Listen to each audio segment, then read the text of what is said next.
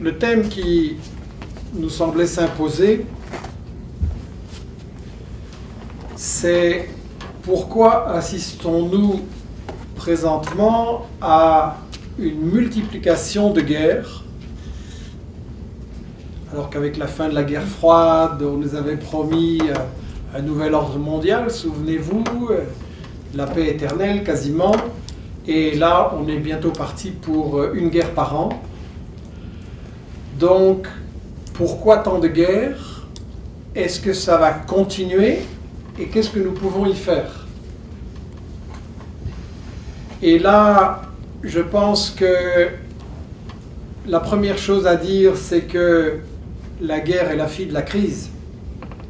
Et que le système qui appauvrit tellement de gens dans les pays du Sud, Amérique latine, Afrique, Asie, mais aussi de plus en plus dans le Nord, en Europe en tout cas, on ne peut pas marcher dans les grandes capitales sans voir les mendiants qui se multiplient. Dans mon pays, une personne sur 6 est en dessous du niveau du seuil de pauvreté. Des familles doivent choisir, ou bien on envoie les enfants à l'école, ou bien on paye le dentiste. Et il y a vraiment une dégradation des conditions de vie, des conditions de travail. Et alors que les fortunes en France, en Belgique, explosent comme jamais et crèvent les plafonds chaque année, ce qui crève le plafond aussi dans mon pays, en France et en Europe en général, c'est la consommation de tranquillisants, d'antidépresseurs, les suicides, deuxième cause de mortalité chez les jeunes. Et c'est vraiment une dégradation sociale à toute allure. Et le lien avec les guerres dont on va parler dans quelques instants, il est direct. Il n'y a pas un problème social ici et des guerres là-bas, c'est la même bataille pour une raison bien simple. Si vous êtes un grand capitaliste du Nord, on va dire, des États-Unis ou d'Europe, comment vous prospérez? Comment vous faites fortune? La recette est simple. En faisant faire le travail par de moins en moins de gens pour le moins cher possible. C'est-à-dire que le bon capitaliste, ce n'est pas celui qui engage beaucoup de travailleurs et qui a une grosse armée, c'est celui au contraire qui parvient à en licencier un maximum et à faire le travail par moins de gens et dans des conditions de précarité et les moins chères possibles. Ça, c'est une multinationale qui annonce un plan de restructuration mondiale, 10 000, 15 000, on appelle ça chez nous dégraissage, ce qui est vraiment immoral comme vocabulaire. La multinationale qui annonce ça, ben son action, elle grimpe à Wall Street. C'est ça, être un bon capitaliste. Bien. Mais quand vous faites ça, évidemment, le concurrent, il fait la même chose. Et tous font la même chose, obligés. Et après, à qui vous vendez?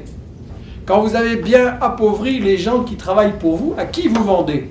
Donc évidemment, c'est un système qui crée sa propre crise, et comme évidemment il ne peut pas le reconnaître, et qu'il ne peut pas prendre le seul remède qui mettrait fin aux crises, à savoir distribuer équitablement les richesses, on est obligé de continuer dans la même voie, et donc, comme ils sont tous dans une concurrence acharnée, la voie consiste à, puisqu'on a trop de capitaux ici, ces pauvres riches ont des capitaux, ils ne savent pas encore en faire les malheureux, donc on les exporte en Afrique, en Amérique latine, où ça peut rapporter gros parce que les matières premières, la terre, le travail des gens, on ne les paye pas.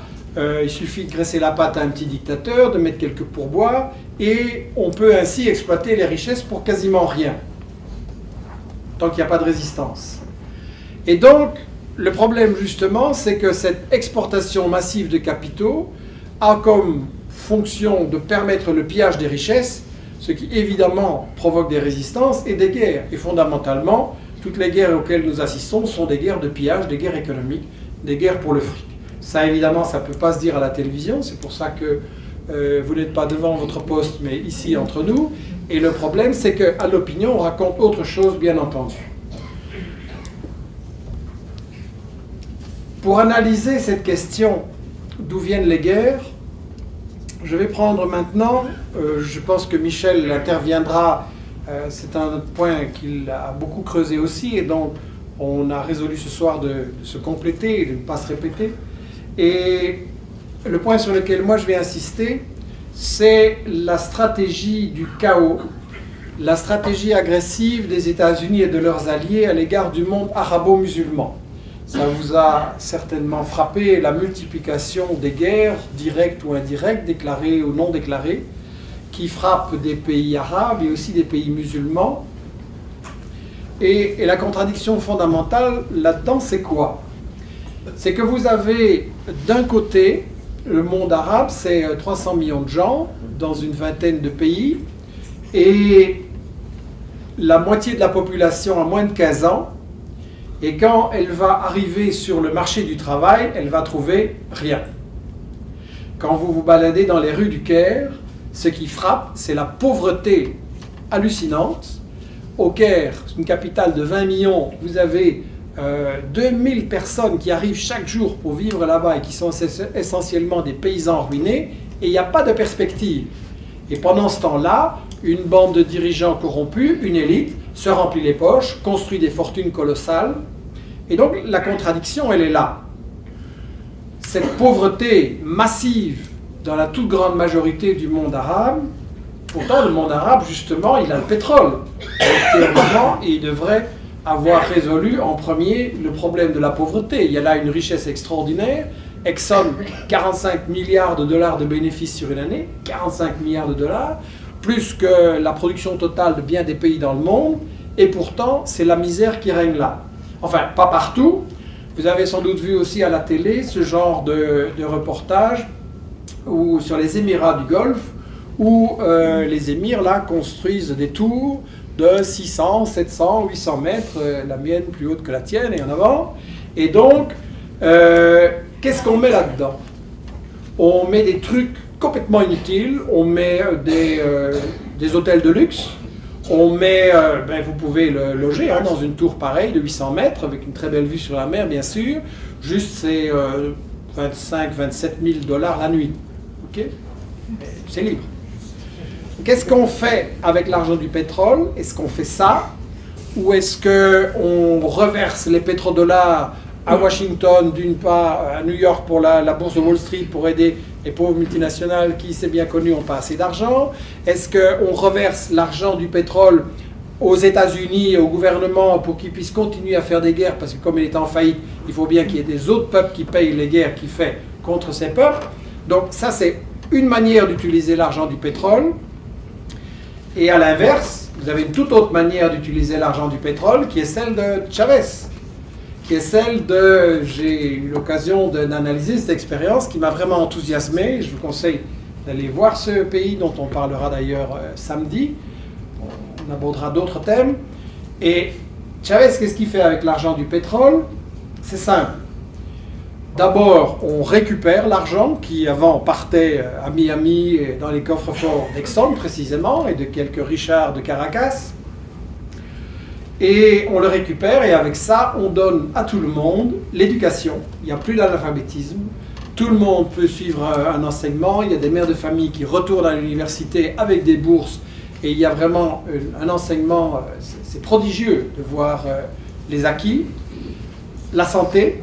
Avant Chavez, 2 Vénézuéliens sur 3 n'avaient jamais vu un médecin de leur vie et ils n'allaient jamais en voir un parce que ça coûtait trop cher. C'était réservé aux riches. Et maintenant, vous avez dans le plus petit village des Andes, dans l'Amazonie ou dans ce qu'on appelle les bidonvilles, dans les barrios, vous avez la santé gratuite, de qualité, non seulement les soins de base, mais aussi la cardio, l'ophtalmo, il y a des services de dentiste, on a des opérations pour refaire le sourire et des dents à tout le monde et la dignité, etc. On a des constructions massives de logements, on a des aides aux petites coopératives, on a des programmes de qualification au travail pour, à côté du pétrole, créer une vraie économie et un vrai avenir pour le pays. Donc voilà 2 utilisations complètement opposées du pétrole. Et si de l'argent du pétrole. Et évidemment, si on n'en parle pas, c'est parce que Chavez est un grand danger. Et Evo Morales qui fait la même chose en Bolivie avec l'argent du gaz, et tous ces dirigeants latinos qui font la même chose, c'est un très grand danger, vous vous rendez compte? Si on faisait la même chose que dans le monde arabe et en Afrique, le continent le plus riche du monde avec les peuples les plus pauvres, plus riche du monde avec les peuples les plus pauvres, si on fait la même chose, s'il y a des Chavez, 1, 2, 3, 10 Chavez dans le monde arabe et en Afrique, C'est terminé la domination des multinationales sur le monde, c'est terminé la domination des États-Unis. Donc évidemment, on ne peut pas parler de ça. Le peu que j'ai vu de votre presse télévisée ou écrite m'a fait donner l'impression, bon, ça va, je l'ai déjà vu, c'est la même chose partout dans le monde. Et c'est hallucinant de voir que ces gens ne peuvent parler que de Chavez qu'en mal. C'est vraiment une guerre médiatique hallucinante. Et jamais on ne va vous dire les choses fondamentales que je viens de dire, à savoir qu'il rend l'espoir à son peuple, il rend l'espoir aux latinos, il change les règles du jeu entre les riches et les pauvres. Donc il est dangereux ce type. Il faut absolument le diaboliser et l'abattre. On a essayé de le tuer, on a essayé de lui renverser un coup d'État. Maintenant c'est un coup d'État médiatique. Donc ça c'est la terreur des États-Unis, qu'il y ait un Chavez arabe et que les règles du pétrole changent. Pourquoi c'est tellement important la question du pétrole? Pour deux raisons. La première, les bénéfices énormes que ça procure, bien entendu. Et la deuxième, c'est une question de rivalité, de concurrence mondiale. Les États-Unis sont une économie en déclin, mais quand même forte, en rivalité, en guerre économique en fait, avec l'Europe, avec la Russie, avec la Chine, et avec les puissances du Sud, bien entendu. Il faut absolument que le tiers-monde ne puisse pas disposer de ses richesses et faire comme au Venezuela et dans quelques pays un projet de développement indépendant. Il n'a pas le droit d'échapper à l'aide généreuse, c'est-à-dire au chantage de la Banque mondiale, du FMI et des multinationales. Il faut rester à genoux. Donc deux raisons pour lesquelles les États-Unis veulent absolument garder le contrôle de la richesse du pétrole et des autres richesses. Et donc, ça explique le titre que nous avons donné à ce dernier bouquin, La stratégie du chaos, impérialisme et islam. Les États-Unis considèrent qu'il y a une sorte de arc islamique, ça, directement, ça fait peur. Et l'arc islamique, c'est non seulement le Moyen-Orient, la Méditerranée, mais c'est aussi des pays de la Corne de l'Afrique, donc à l'est, à la pointe, qui est vers l'océan Indien, Somalie, Soudan, et puis c'est aussi des pays comme l'Afghanistan et le Pakistan, en Asie. On va en parler là tout de suite, mais d'abord deux mots sur la question du Moyen-Orient, bien entendu, qui est décisive pour contrôler les principales richesses pétrolières du monde. On a besoin de deux choses. On a besoin d'Israël, le flic du Moyen-Orient, le flic du pétrole, et donc c'est un État complètement discrédité au niveau international. Seul le veto des États-Unis le sauve de la condamnation régulièrement. Et c'est un État en faillite qui ne survit que par l'aide des États-Unis et de l'Europe. Donc on a besoin d'Israël, on a besoin de l'Égypte, on a besoin de l'Arabie Saoudite, qui sont là comme les gendarmes du Moyen-Orient, avec chacun son rôle. Alors dans le bouquin, on analyse justement le cas de l'Égypte, qui est intéressant. Personnellement, à l'école, j'avais une vision très limitée de l'Égypte, les pyramides et puis voilà, et le canal de Suez. Et ce que j'ai découvert en écoutant Mohamed Hassan, qui est un des meilleurs connaisseurs du monde arabo-musulman actuellement, c'est qu'il y avait une histoire cachée de l'Égypte extrêmement intéressante. Est-ce que vous avez déjà entendu parler de Mohamed Ali?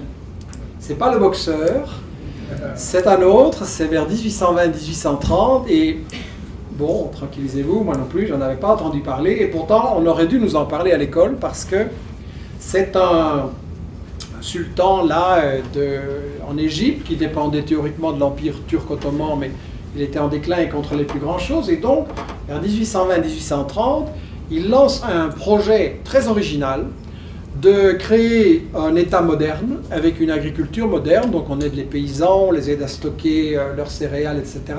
Ça c'est vraiment étonnant à l'époque. On crée une armée moderne aussi, l'Égypte venait d'être visitée, je vais dire, par Napoléon, donc ça avait donné des idées, et Mohamed Ali, il veut créer une armée moderne pour, et d'ailleurs il va le faire, envahir une série de pays. Il va aller très loin, vers le sud, vers la Palestine, vers l'ouest, donc créer un nouvel empire en fait.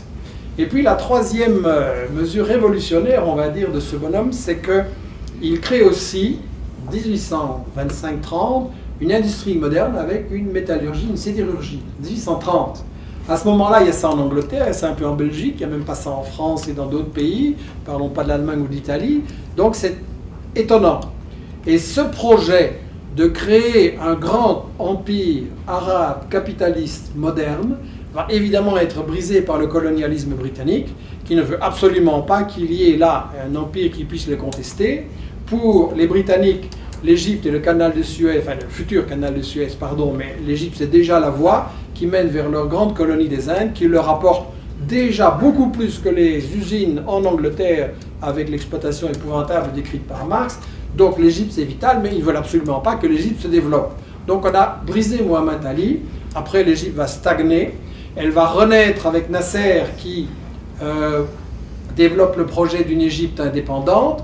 Lui aussi, il veut faire une économie autonome, on va dire, et c'est frappant de voir que sous Nasser, on était arrivé à ce que l'Égypte, elle était productrice de céréales, et elle en importait seulement 10%, et maintenant, avec les traîtres Sadat et Moubarak et la domination des États-Unis, l'Égypte est un pays qui importe 80% de ses céréales, donc totalement dépendant du Nord.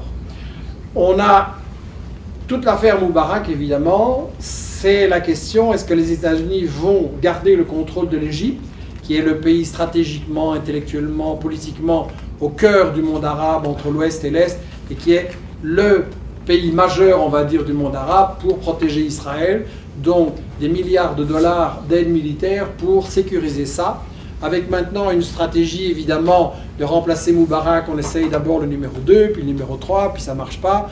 Les frères musulmans, ou en tout cas leur direction, on les agite comme un épouvantail, mais en réalité, en coulisses, c'est bien arrangé, qu'ils sont totalement d'accord avec le programme néolibéral des États-Unis.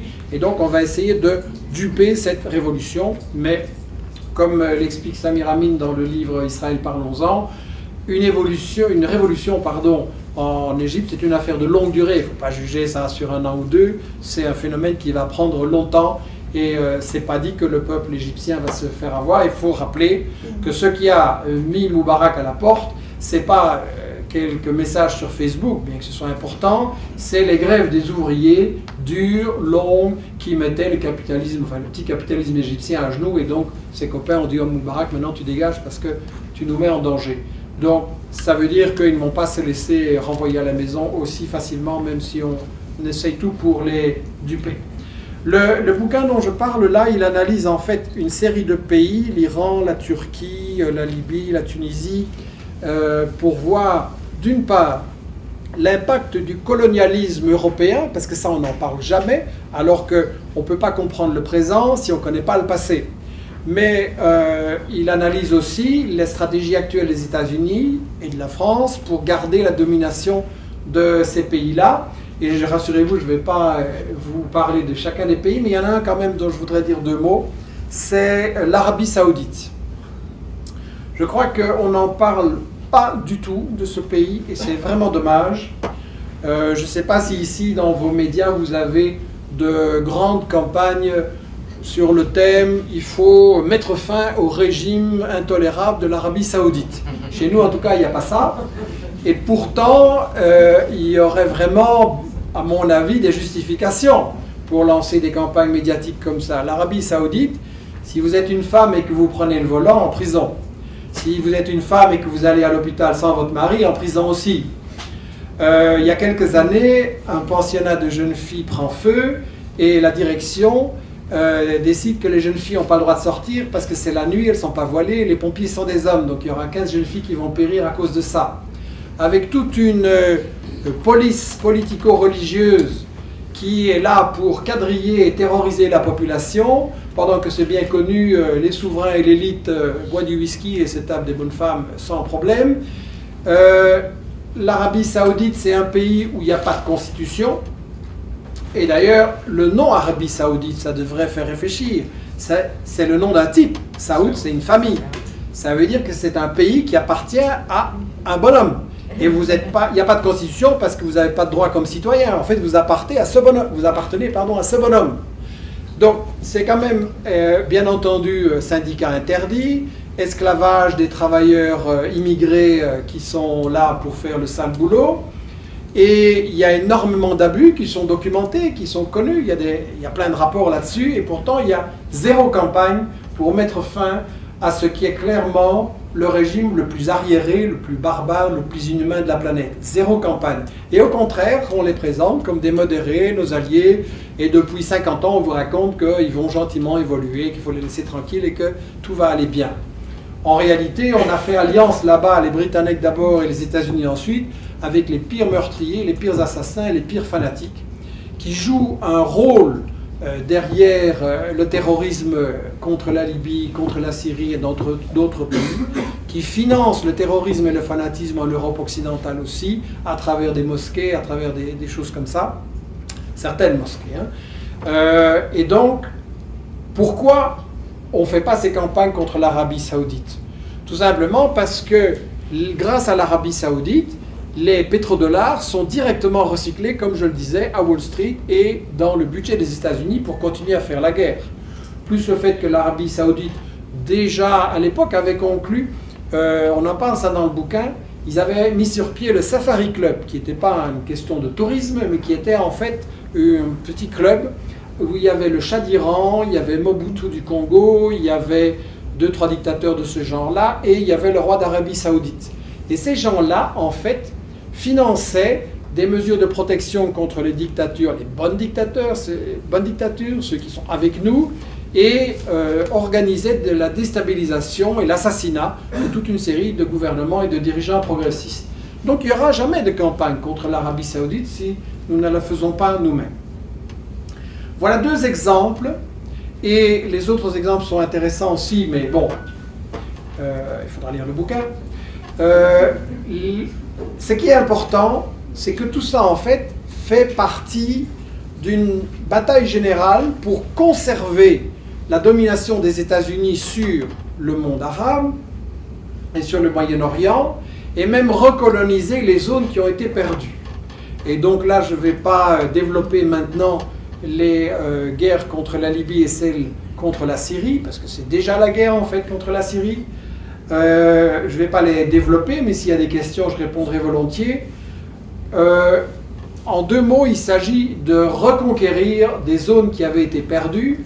La vraie raison du renversement de Kadhafi, qui avait été décidé non pas parce qu'il y avait quelques manifestations et de la répression, mais qui avait été décidé 3 ans plus tôt à Paris et à Washington, avec un travail des services secrets des uns et des autres sur le terrain dans l'Est libyen, plusieurs mois avant les fameuses manifestations et plusieurs mois avant l'intervention du clown BHL.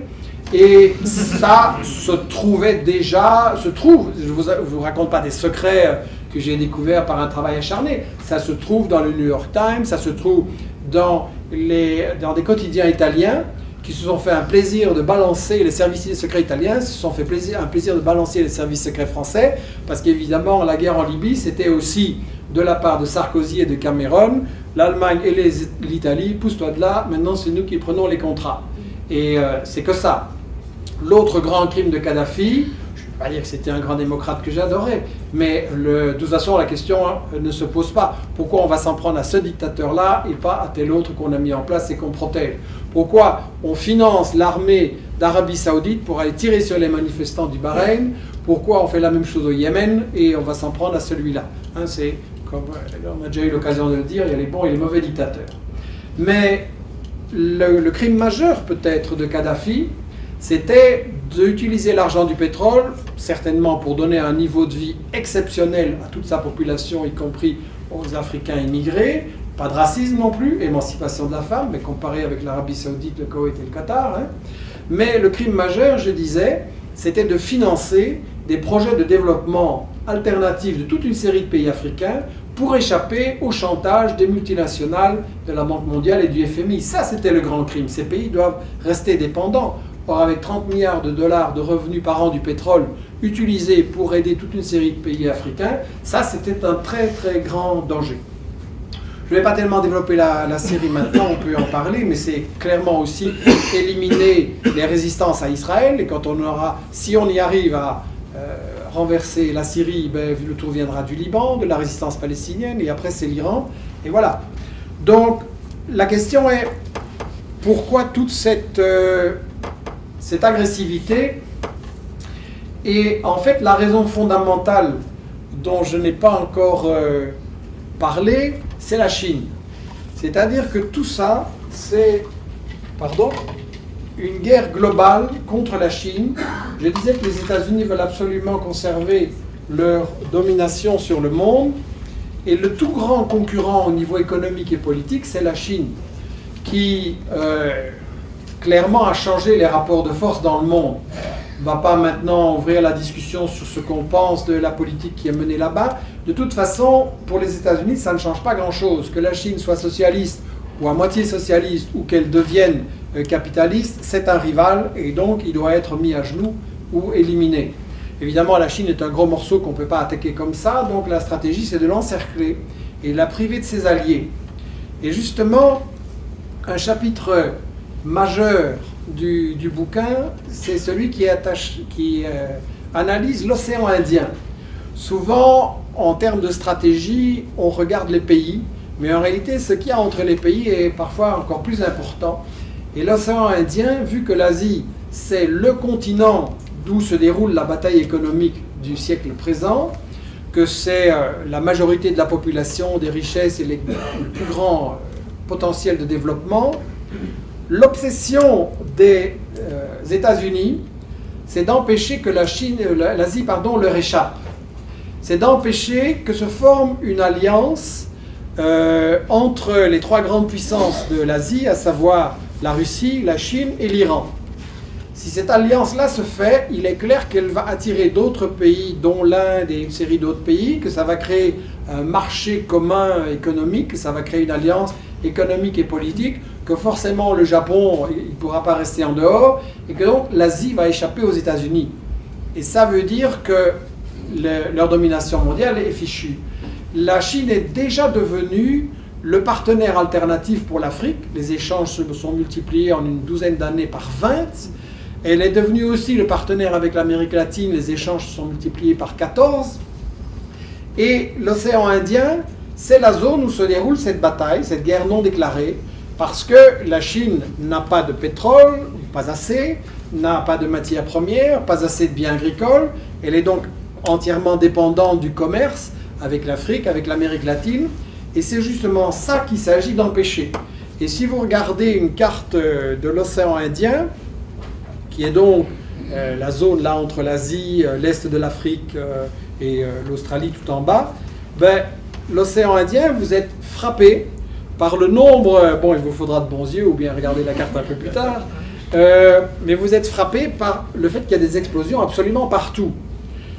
Coup d'État à Madagascar, Soudan, pays sous pression, guerre civile, entre parenthèses avec la main des États-Unis et Israël derrière les mouvements séparatistes, Somalie, pays plongé dans le chaos, Yémen, Érythrée qui est une des prochaines cibles, et Pakistan, Afghanistan, et puis la liste continue, Thaïlande, Birmanie, absolument partout.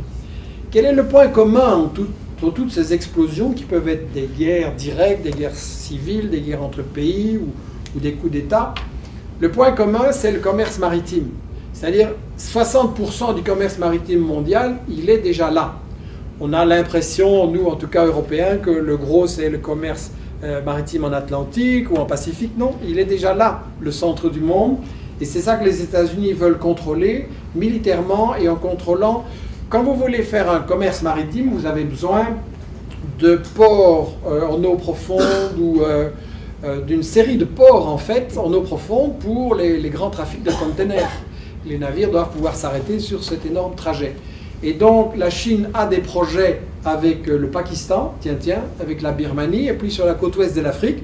Et chaque fois qu'il y a des collaborations, ça c'est une règle relativement simple de la politique internationale, s'il y a un pays que vous ne connaissez pas bien, où il y a un type qui se fait renverser ou une guerre civile, première question à se poser, est-ce qu'il a dit je vais un peu me tourner vers la Chine? Et dans les 5 minutes, il a un problème. C'est vraiment une nouvelle règle du grand jeu stratégique international. Donc il s'agit en fait d'empêcher que la Chine devienne par ce commerce un partenaire fondamental avec l'Afrique, avec l'Amérique latine, et que le commerce sud-sud change la situation mondiale.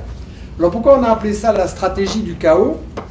Parce que les États-Unis ne pouvant plus gagner une guerre directe d'occupation coloniale à l'ancienne, je vais dire, Bush, vous vous souvenez, il avait une liste incroyable, il y avait 60 pays qui abritaient le terrorisme dans le monde, il y avait une longue liste de cibles, il s'est cassé la figure en Irak, il s'est cassé la figure en Afghanistan, ce sont des défaites pour l'Empire des États-Unis, et donc les États-Unis ont eu à reconsidérer leur stratégie, et ça, c'est pas Obama qui le fait, Obama c'est un employé, mais l'homme derrière Obama, c'est Zbigniew Brzezinski.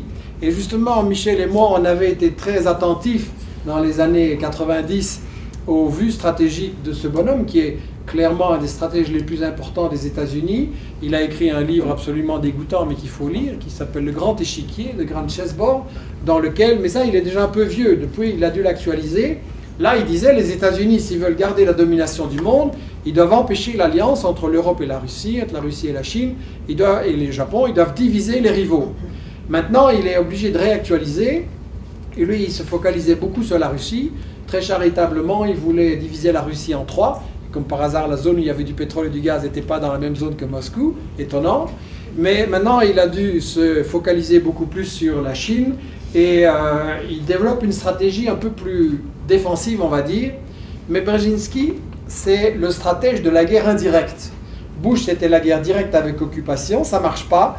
Donc, on va faire la guerre, comme on dit en anglais, par proxy, par intermédiaire. On va faire en sorte que les pays se battent entre eux, où on va financer le plus discrètement possible des forces qui vont propager une guerre civile. Et à ce moment-là, on interviendra comme arbitre ou pour sauver, enfin voilà, les prétextes habituels. Donc, effectivement, pourquoi on appelle ça maintenant la stratégie du chaos? Parce que la stratégie du choc et de l'invasion directe a échoué. Et ce n'est pas une méthode que les États-Unis peuvent faire. Quand vous envahissez un pays, ça provoque des résistances, ça coûte cher. Les États-Unis s'arrangent pour faire payer leur guerre par les autres, mais il y a des limites, surtout en période de crise économique. Et donc, il faut faire la guerre à meilleur marché. Et ça, c'est la nouvelle stratégie. Et quand on ne peut pas contrôler un pays de manière tranquille, eh bien, on va le détruire. Et c'est ce qu'on fait avec l'Irak, avec l'Afghanistan, c'est ce qu'on est en train de faire aussi avec le Pakistan, qui se tourne vers la Chine, c'est ce qu'on fait avec la Libye, c'est ce qu'on est en train de faire avec le Mali, c'est ce qu'on est en train de faire avec toute une série de pays dans le monde. En Somalie, dans les grands médias, on nous dit « les Somaliens, c'est des sauvages, ils ne sont même pas capables d'avoir un gouvernement ». Quand il y a eu un gouvernement en Somalie, qu'est-ce que les États-Unis ont fait? Comme ce n'était pas un bon gouvernement, ils ont envoyé l'armée éthiopienne avec des armes chimiques et des trucs hallucinants pour les massacrer et pour renverser le seul gouvernement qu'il y a eu. Le Soudan, c'est les États-Unis qui sont derrière son éclatement. Bien. Donc, la stratégie du chaos, c'est si tu ne peux pas le contrôler, tu le détruis pour que ce pays ne puisse pas être un allié, un partenaire pour les rivaux, pour la Chine, etc.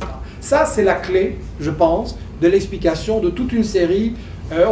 Parce qu'on dit parfois, les États-Unis, mais là, ils sont en train de plonger le pays dans le chaos, donc ce n'est pas à leur avantage, pourquoi ils font ça?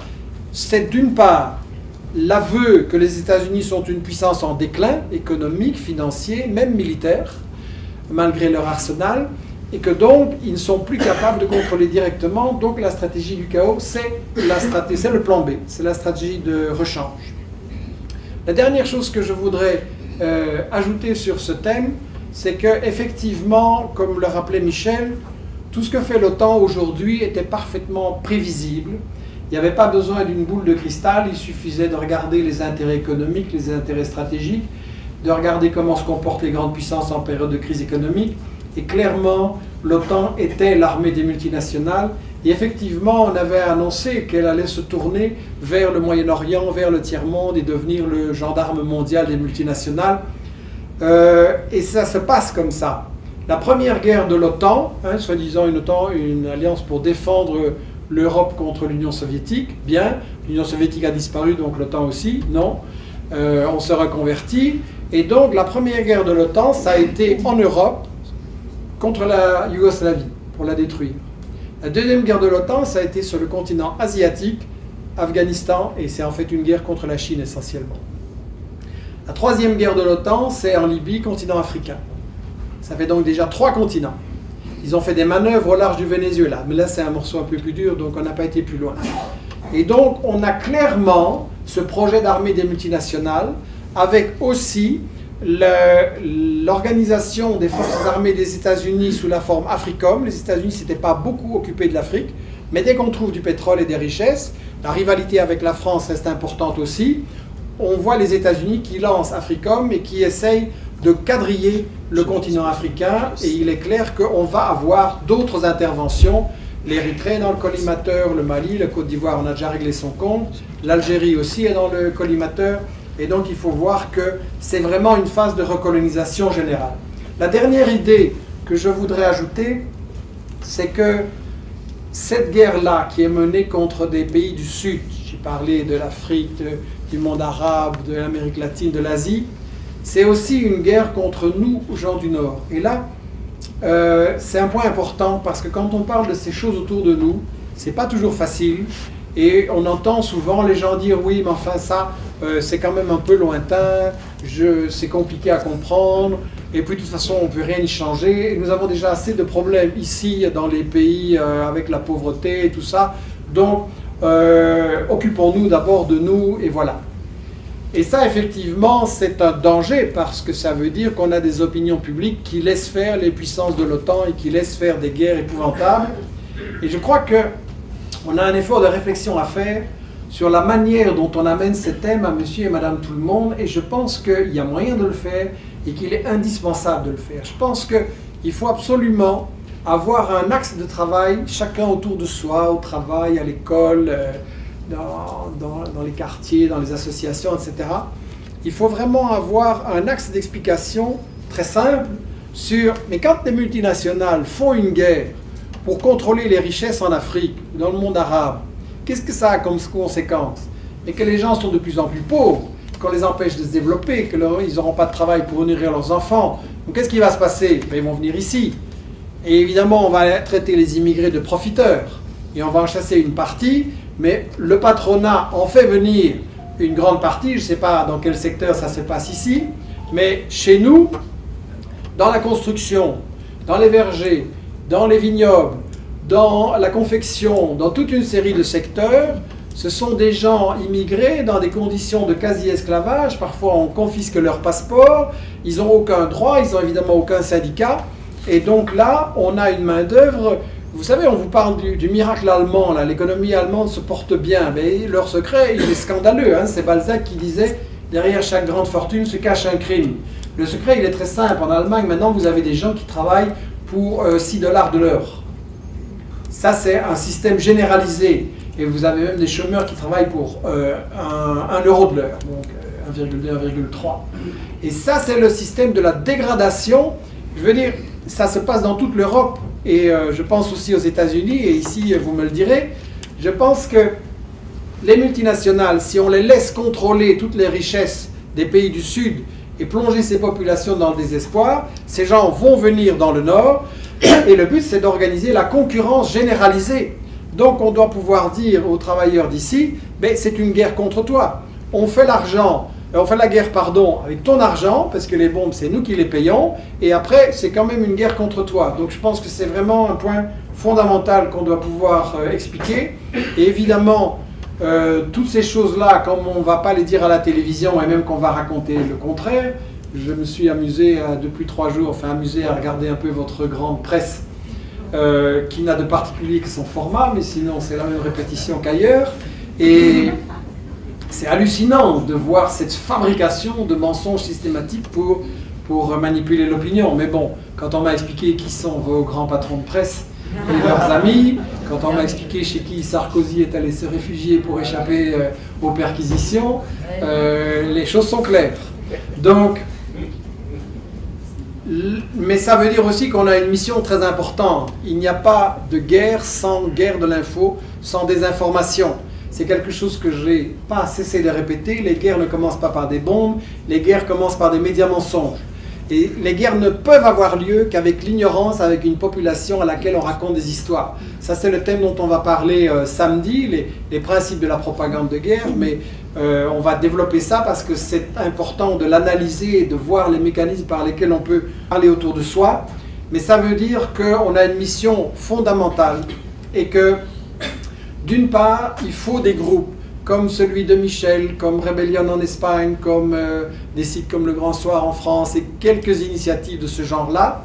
Il faut des groupes qui, je ne sais pas pour Michel, il me dira, mais en tout cas pour nous, le grand problème, c'est pas qu'on n'a pas d'idées, qu'on n'a pas de projet, qu'on n'a pas de gens qui veulent nous aider. Le problème, c'est ça.